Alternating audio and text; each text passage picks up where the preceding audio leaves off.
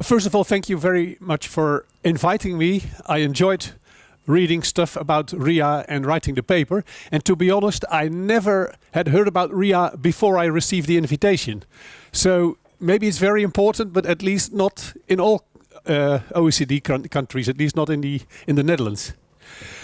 Before I start with the core of my presentation, I want to make clear that regulations are only one of several categories of policy instruments that a policymaker has available, pricing policies being its main competitor. And on the other end, regulations can have many different impacts. It can change transport volumes, the model split, technology, the way of driving behavior. And prices even have more implications looking at this table. And I've spoken to many economists who definitely have a preference for prices as much as possible. And we have briefly discussed this yesterday because of a remark of, I think it was Russell. But it is sometimes very difficult to set the right prices. So there is nothing wrong with regulations in many cases. Take the example of noise. The external costs of driving with a car depend on car type, where you drive, when you drive, at what time of day, how many people are living close to the road where you drive, and how many others are driving, because it's a non-linear relationship between volume and decibels and next noise nuisance. So it is extremely difficult to set the right prices. And even if you could, a lot of people will think it is not fair that you can drive with your motorcycle in the middle of the night as long as you pay €10 per kilometer. You've paid for the external cost. So I do not always agree with economists who say try to do anything with prices, and only if it's completely not possible, then regulations. As we have heard yesterday, in many countries we use social cost-benefit analysis to ex-ante evaluate the pros and cons of policies. But this is mainly done for infrastructure projects. And I don't know about all countries, but in many countries it's way less usual to do this for regulations. And in this paper I will discuss the pros and cons of using social cost-benefit analysis for regulations. A first warning is, some economists think that if you have the results of a cost-benefit analysis, you have everything you need to know and you can decide. I'm not sure. In the policy analysis arena, there's quite a lot of consensus that good policies have to meet 3 criteria. They have to be effective, efficient, and fair.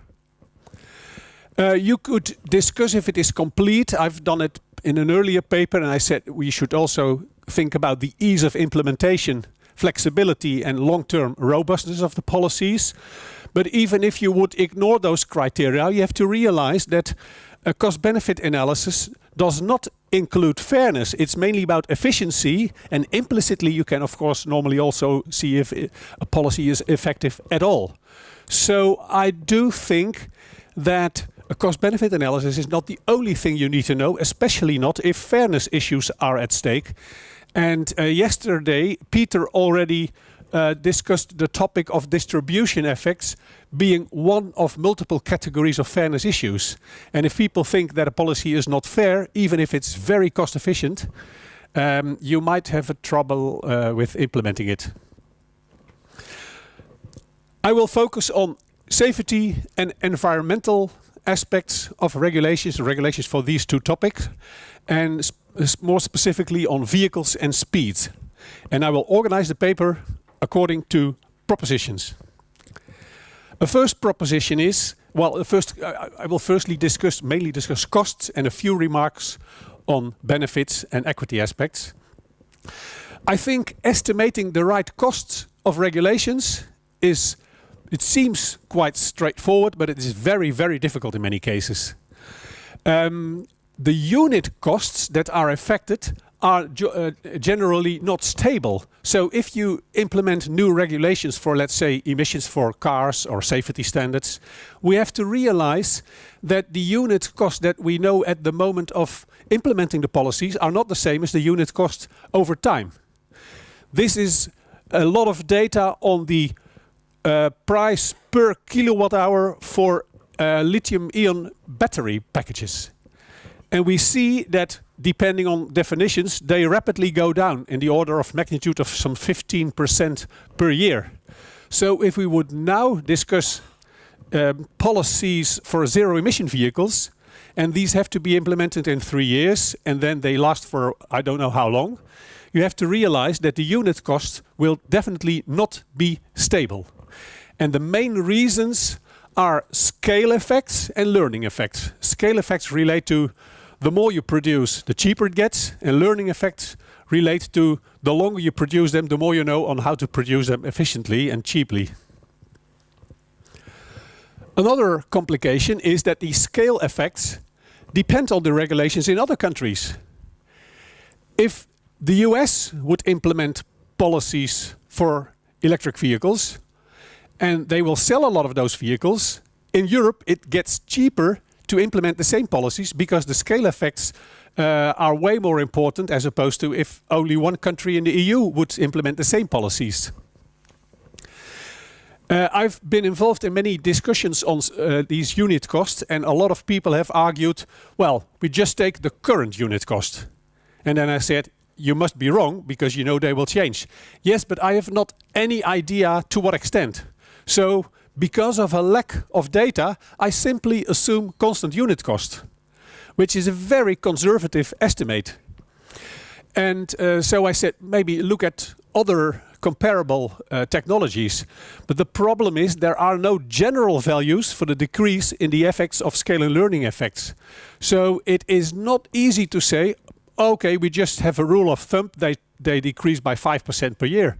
Some of you might know the law of Moore, arguing that in ICT, every 1.5 years or so, you have twice the capacity for the same money. These numbers definitely do not apply for vehicle technologies. And within vehicle technologies, battery costs decrease way more rapidly than the cost of the three-way catalytic converter. So there are no general values which you can easily apply. But the assumption of constant unit costs is almost per definition wrong. Another complication is, what would be the alternative for the regulations at stake? Most studies that I have seen simply assume do nothing or the current situation. But that is not necessarily the best alternative. To illustrate this, I have an example. In the 1980s, the EU was discussing new regulations for the emissions of new cars. California already had regulations in 1983, which were the equivalent of the 1993 European regulations. But the car manufacturers were thinking, what will happen? Will they implement the stringent California regulations or not? The alternative was not simply the same technology for cars. The alternative was what the English car manufacturers actually thought, the lean burn engine, which had lower energy consumption as compared to a normal average internal combustion engine vehicle. So probably the best alternative for the regulations that actually were implemented would have been regulations that could have led to implementation of the lean burn engine, which was more fuel efficient. And to the best of my knowledge, the cost-benefit analysis that I've seen on three-way catalytic converters did not compare the effects compared to the best alternative being the lean burn engine. So what to compare? What is the reference case? I realize that most of you are economists, so this probably can be introduced very briefly. Of course, for regulations, you should look at the additional costs compared to the previous regulations or standards. And I've seen a few examples where people overestimated the cost of regulations by looking at the total cost and not the marginal cost. Yesterday, Guillaume told us about the indirect effects of regulations, and I absolutely agree with his message that these can exist and can be very important. Consider safety regulations for road vehicles. They could have multiple indirect effects. For example, if they would lead to more heavy cars, this might come at the cost of energy use and CO2 emissions. And I do not want to suggest we should therefore not implement them, but at least we should be aware of them. If cars would become more expensive, it could affect the levels of car ownership and car use, and maybe even the use of public transport and cycling. But cars could maybe also get more comfortable because of the regulations. And the regulations can also have an impact on the cars that are currently already in the fleet. If you, for example, are driving a small car, you better be hit by another small car than by a very heavy car. And it could even be that because cars are safer, policymakers are more positive about increasing speed limits. And this is actually what happened in the Netherlands a couple of years ago, 2011 or 12, where the minister raised the maximum speed on motorways from 120 to 130, partly based on the argument that cars currently are safer. So, yes, the optimum speed is a higher speed than it used to be. And maybe she could be right, but that is an indirect effect that is generally completely ignored in the assessment of speed regulations. Speed limits have welfare effects, costs. And these are also, in some cases, only poorly estimated. Firstly, of course, the faster you drive, the less travel time you need. But on the other end, if you look at nice calculations of simulation models, they increase the levels of congestion. One of the reasons being that you have more accidents because of the differences in speed. They will increase because lorries still will drive 90 kilometers per hour and some slow cars and cars with caravans, etc.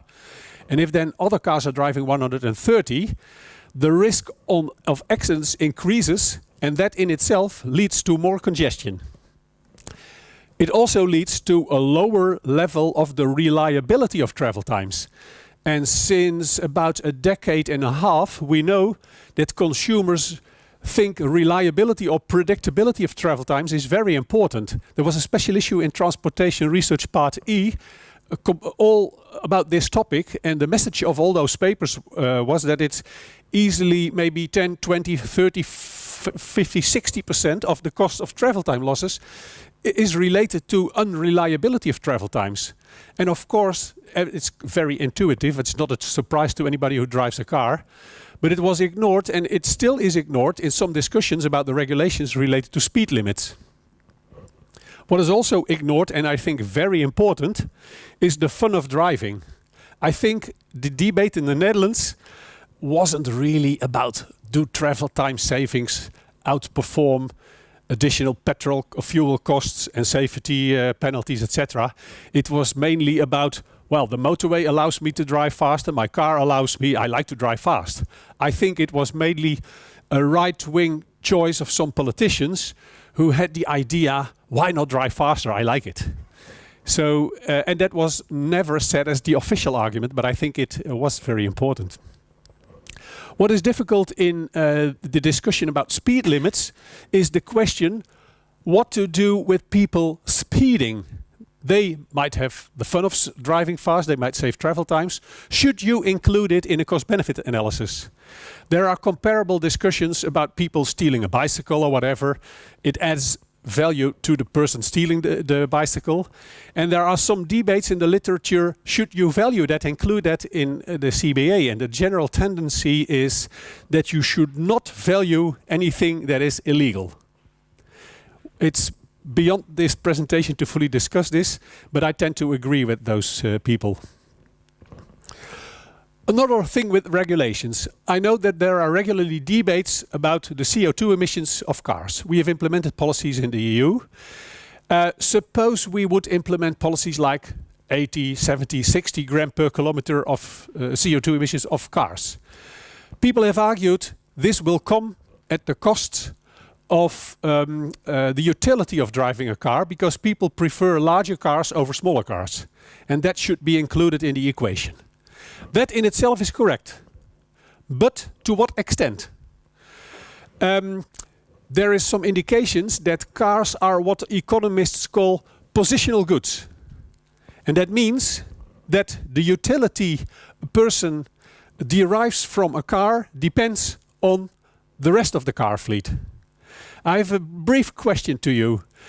Who of you thinks that the utility of her or his car depends on the rest of the car fleet? Please raise your hands. 3. You definitely are, according to what literature has shown so far. Almost nobody says, this applies to me. So what do people who study those effects do? They do not ask people directly, they ask people about their grandchildren. They say, suppose you have grandchildren and they live in the long future. When would they be more happy, scenario A or scenario B?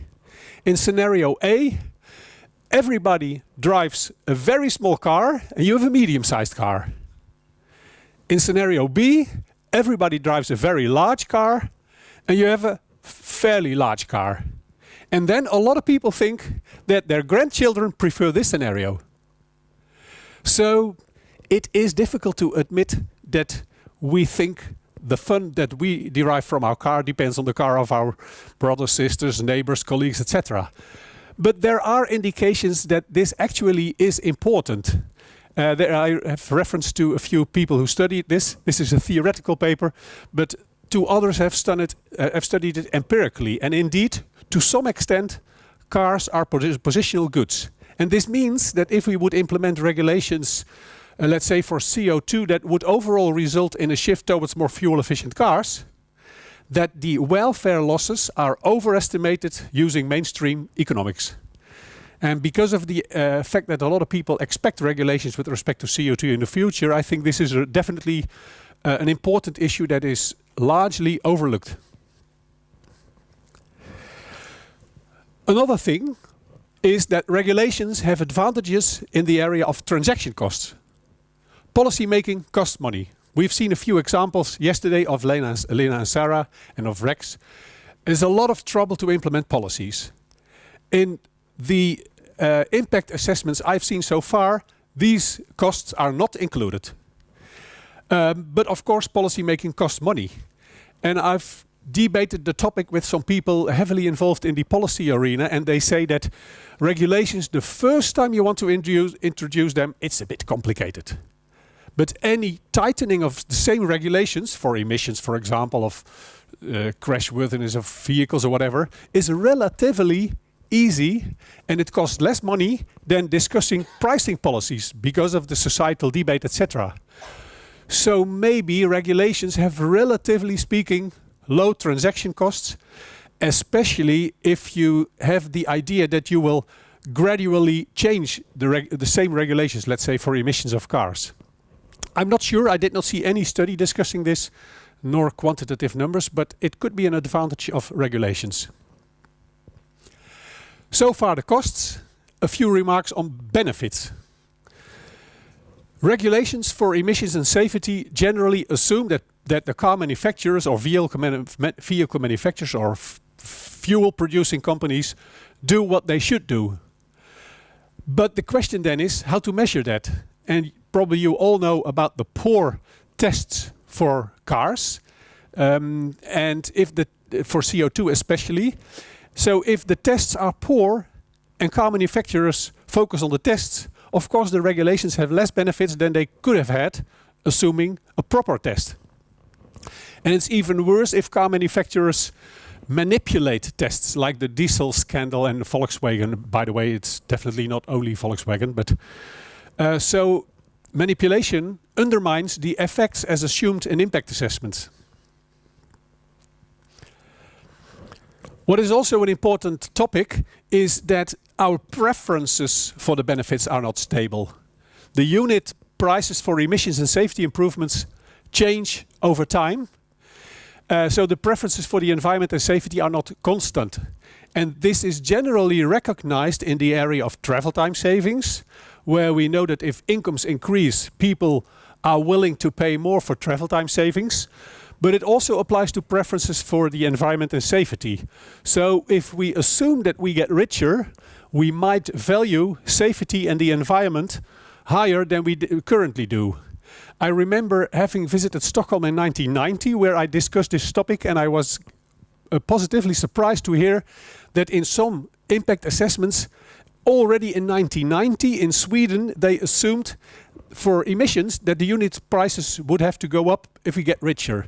I remember the example of NOx emissions. The price per kilogram was not kept constant over time, but was gradually increasing depending on assumptions on income increases, which I think is the right way to estimate the effects. Another thing that I think is often overlooked is that technologies do not perform exactly the same throughout their lifetime.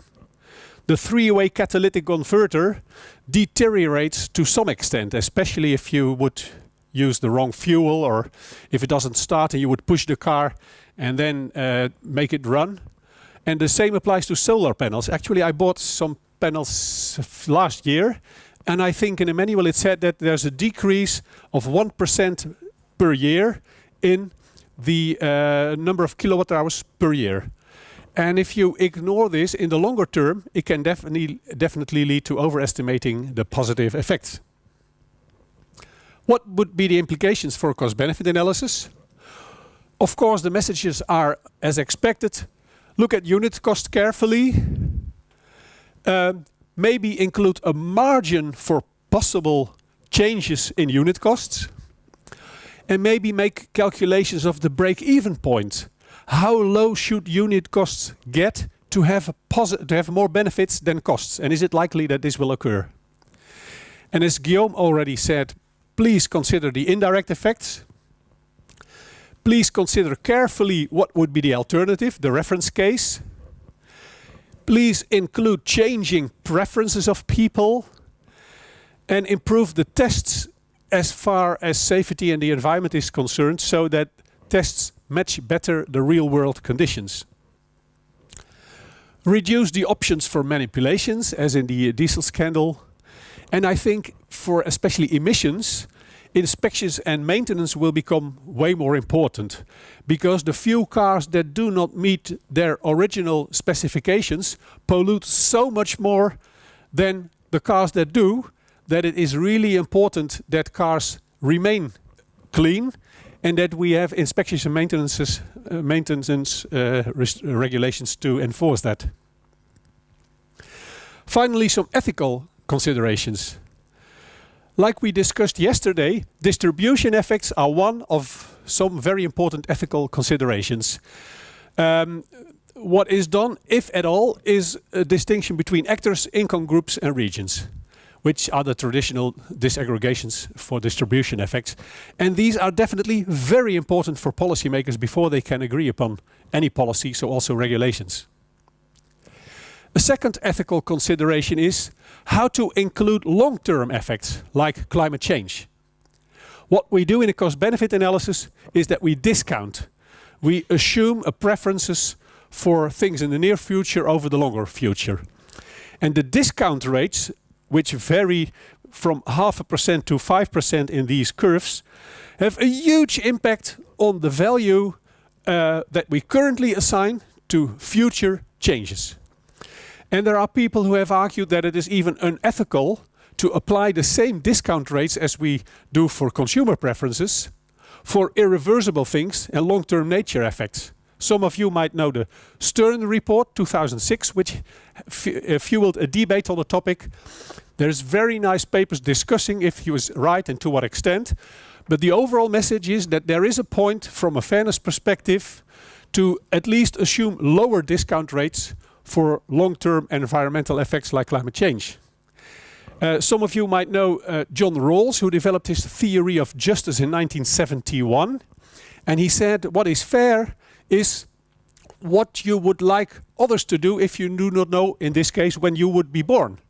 You have to look at the decision behind what he calls the veil of ignorance.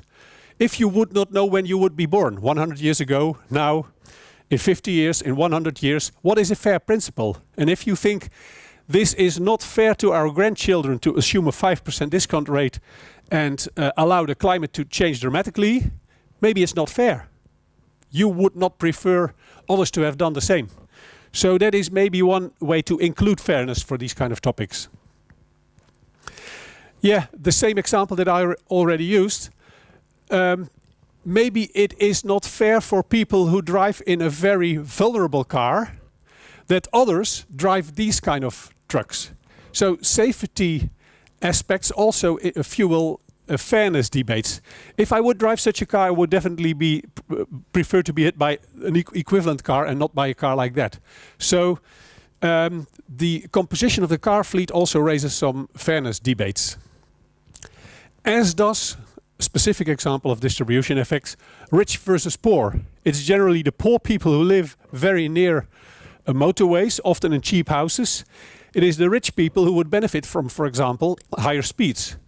And in a cost-benefit analysis, this is generally ignored. We simply look at the overall effects. Maybe we should split between income groups or any other distinction. Another fairness thing which is very difficult, I do not have the answer, is how to value the safety effects. What we do in the transport community is we base the monetary value of safety, or of lower risks, maybe I should say, on the willingness to pay for lower risks. And then there is a peak value at the age of 30 to 50. People between 30 and 50 are willing to pay the highest amount of money for lower risk. Younger people, like students, they would definitely choose for the cheaper airline, even though it's more risky. And high people also value risks lower compared to people with between 30 and 50.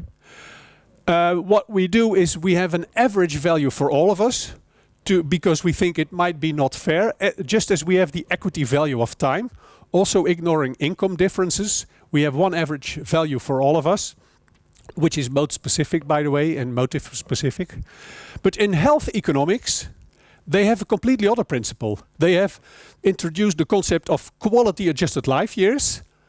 So they firstly look at statistically how long would a person on average live, looking at what would happen if we give him surgery or a specific expensive medicine, and we adjust for the quality of life. So 1 year, if you're 15 years and completely healthy is more valuable for you than if you're 95, deaf, blind, and mentally not okay anymore. And the qualies, of course, the older you get, the lower the remaining quality adjusted life years. So the highest values are for young people. And I don't want to say who is wrong or who is right, but at least we have to be aware that what we do in the transport community is not the same as what people do in the area of health economics. I don't have the answer, but to be honest, I would prefer to be killed in an accident at the age of 50 over 15, even if I'm more willing to pay at the age of 50. So maybe the health economist community has a point. Then there is the point, an ethical discussion. Is it only the consequences that matter, which is one powerful economic theory, and a lot of people in the area of cost-benefit analysis support that theory, or not? I've found only a very few studies discussing the topic, one of them being from Johansson, Stenman and Martinson. They estimated a probit model. If you do not know what it is, please forget it. But these are the coefficients of the model, and these express how valuable we think, or the respondents think, it is to save a life. And it shows that age matters. Younger means higher values, and it also means that we think pedestrians should be protected more compared to equally old drivers. The difference is not large, but because they are the victim of others, people tend to have a preference for saving a pedestrian over the life of an exactly the same people driving the car or a motorcycle, for example. And that is generally not included in any regulation assessment. Some concluding remarks. I think regulations can have many positive effects on the transport system. They can change volumes, model split, technology, way of driving vehicles. And I think in theory a CBA is a very useful instrument to ex ante and maybe also ex post. I really like the remark of Yves that it is, you are forced to do so in France. I didn't know that. I like it a lot. But at least ex ante you can evaluate the effects, all the different effects in a CBA framework. So I'm also a bit of a CBA guy, but I think it has some limitations. some of these limitations are not solved by switching to multi-criteria analysis. Then you have the same problems. If you don't know the unit costs, you still have a problem. It doesn't help to say, okay, we reject CBA for that reason. But I think estimating unit costs is one of the topics that deserves more attention than it currently gets. Indirect effects and the ethical considerations, which sometimes are very important, not always, and are generally ignored in a cost-benefit analysis. So this is what I had to tell.